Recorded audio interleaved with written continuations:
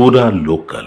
ఒక ప్రజలకు ఒక తీరుగా చూసడము, పేదవాళ్ళకు ఒక తీరుగా చూడము, మళ్ళీ సొంత వాళ్ళ అన్నది పక్కనే ఉన్నది, మళ్ళా దానికి ఆనుకొని నాన్న ఆనుకొని ఉన్న వాళ్ళ అన్న బిల్డింగే ఊలగొడుతున్నారు. ఏమని అంటే అది ఇది వచ్చింది అంటే జేసీబీలు పోతలేవు, ఇటాచీలు పోతలేవు అని అన్నడే ఉంది. కానీ సొంత వాళ్ళ అన్నదే ఊలగొడతలేడు. మంది అన్ని ఊలగొడు మంది మీద పడి ఉంది.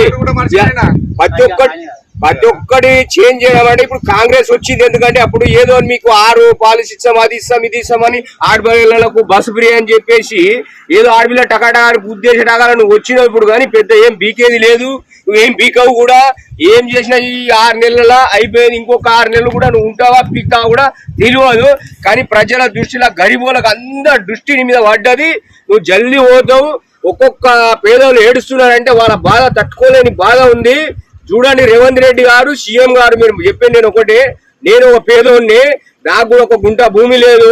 కానీ చెప్పేది ఏంటంటే వాళ్ళ బాధలు టీవీలలో వింటుంటే ఒక గోస ఉంది. అదే ఇవాళ ఈ పరిస్థితిలో నువ్వే ఉంటే నీకు ఎట్లా ఉంటుండే?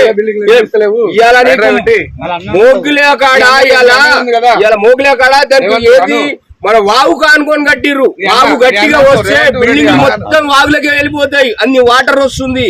ఇలా ఇక్కడ పట్టించుకుంటలేవు నువ్వు. ఎక్కడెక్కడ పేదోళ్ళవి, ఎక్కడెక్కడ అన్ని మొత్తం అమ్మిపురం అని అవి అన్ని మొత్తం పేద ఇండ్ల మీద పడ్డావు. కానీ నీ సొంత అన్న ఇల్లు ఎందుకు కొలగొడతలేవు? మరి పేదలకు ఏం చేసినావు? ఇలా కులం బంగారం అన్నావు, ఇచ్చినావా? మళ్ళీ ఇప్పుడు ఏంటంటే నువ్వు మొత్తం రైతు బంధాను చేసినావా? ఇప్పటిదాకా 2 లక్షల రుణమాఫీ అన్నావు, మొత్తం అయిపోతుంది అన్నావు, చేసినావా? ఓట్లు వేసుకొని నేను గడ్డ మీద వాడి అని ఏదో ఉన్నావు అని తొక్కుదామని కాడికే మీరు. కానీ వేసుకున్నంత వరకు ఒక్క మాట వేసిన తర్వాత చూపించేది గిది తీయట మాకు.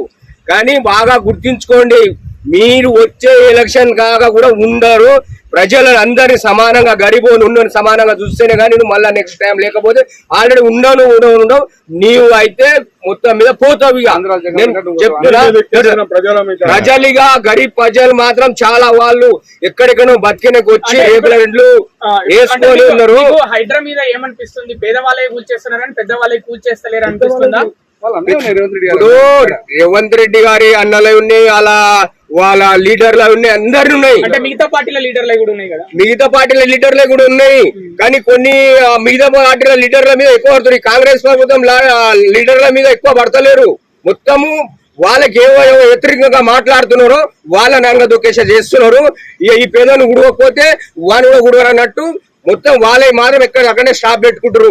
మళ్ళీ ఈ 10 మంది 8 మంది ఎమ్మెల్యేలు చేరకం ఎందుకంటే వాళ్ళ ఆస్తులు కాపాడుకోనికి టీఆర్ఎస్ లో గెలిచారు. అలాగే ఎందుకు పోవడం కారణం అంటే వాళ్ళ ఆస్తులు ఎక్కడ పోతుంది అన్నట్టు పోతున్నారు. అంతేవరకు కానీ ఏ ఓట్స్ ఒకటి చేయలేను. ప్రజల కోసం అయితే ఎవరు ఏ ఎమ్మెల్యే ప్రజల కోసం ఏ ఎమ్మెల్యే కూడా పట్టించుకోవట్లేడు ఈ రోజు. ఇవాళ నేను మాట్లాడేది ఎందుకంటే ప్రతి ఒక్క గరీబోని కానీ అందరినీ చూడాలి. వానికి గుంట భూమి ఉంది, ఆ గుంట భూమిలో ఏదో ఆజపడి కట్టి కొందరు అయితే డ్రైవర్లు కాకి అది చేసుకొని రూపాయి కూడా పెట్టుకొని అప్పు తెచ్చి కట్టుకున్న వాళ్ళు ఈ రోజు నింగంపల్లి కానీ శ్రీలింగం అట్లా మొత్తం అమ్మిపురం కానీ అన్ని ఆయిలపురం కానీ మొత్తం కూడా కొట్టేస్తున్నావు. ప్రతి పేద వాళ్ళ ఇంట్లో కానీ సామాన్ ధ్యానిస్తలేవు, అంత ఘోరంగా చేస్తున్నావు. నువ్వు ఒక పేద ఇంటికైనా వచ్చినోడవే కదా, పేద ఇంటికైనా వచ్చిన ఒక గిన్నెలు ధ్యానిస్తలేవు. అన్ని ఎక్కడ వాళ్ళకి కనీసం నోటీసులు కూడా ఇవ్వకుండా ఊలగొడుతున్నావు అంటే పేదల ఉసురుని పక్క ముడుతుంది. నువ్వు ఉండవు, చాలా రోజులు ఉండవు పక్క. ఇది 100%. నీ కాంగ్రెస్ ప్రభుత్వం ఎప్పుడు కూడా 10 ఏళ్ళు పాలించలేదు. అక్కడ ఆమె సోనియా గాంధీ నా బిడ్డలు అని పంపించింది. దొంగి తిన్న కొడుకులు మీరు మధ్యలో ఈడి దాకా కూడా చేరలేవు ఈ పథకాలు.